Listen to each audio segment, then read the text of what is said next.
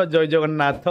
आध्यात्मिक जिज्ञासा ग्रुप को प्रश्न थिला मनुष्य को सिद्धि प्राप्ति केमिति मिलिबो। उत्तर हेउची मनुष्य को एते सहजरे सिद्धि प्राप्ति आपणा छाई मिली जाई परिबनी। खाली कहि देले कोन सिद्धि प्राप्ति हे जीवना। सिद्धि प्राप्ति करिवा पई तीनिटा रास्ता रहिछि। भगवान का सहित संपर्क बनेवा पई तीनिटा मार्ग रहिछि। कर्म योग, ज्ञान योग, भक्ति योग। ए तीनि योगरु कोनोसी भी एक योगरे दृढ़ निश्चय बा उद्देश्य नितांत आवश्यक। ना कर्म योग काहाकू कहंती ना शरीर संसार रे मन भगवान का पाखरे। संसार वाला को तम शरीर दरकार, भगवान को तम मन दरकार। भगवान को शरीर दरकार नहीं, संसार लोक को मन दरकार नहीं। कर्म योग पुणी ज्ञान योग।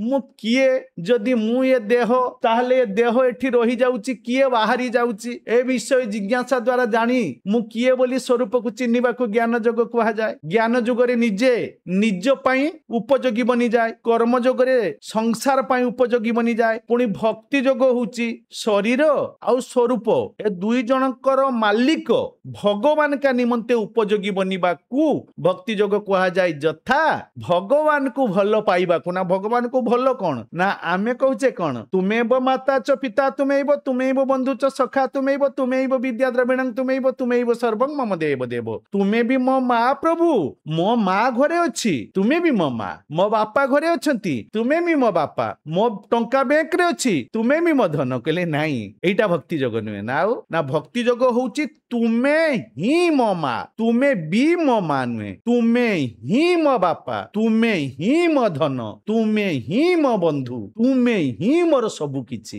बी नुहे बी हेले ताकू भक्ति योग कहा जीवनी। जो दिन सीए सबु किछि ही हेई जिवे, सबु किछि बी हेई जिवे नुहे, सबु किछि ही जे आउ जणे बाप अछि ये बाप नुहे, ये ही मो बाप आउ मोर केही नाहंती। सेई दिन भक्ति योग हेई जीवो। ए तीनिटा मार्गरु जे कोनोसी गुटे मार्ग को दृढ़ निश्चय करिकरी उद्देश्य को न नेले आमे केमिति सिद्धि प्राप्त करनबा हेई जीवो। ए तीनिटारु जो बाटरे भी सिद्धि प्राप्त कले भगवत प्राप्ति हबो। पुणी आज आध्यात्मिक जिज्ञासा को प्रश्न। किछि लोक पर्वत गुंफारे रहिकरी साधना भजन करूचंती, किछि लोक आमे संसार रे रहिकरी टिके साधना भजन कर दउचे। तो को प्रकार साधना आमे करिबा दरकार देले भगवत प्राप्ति हबो। जय जगन्नाथ।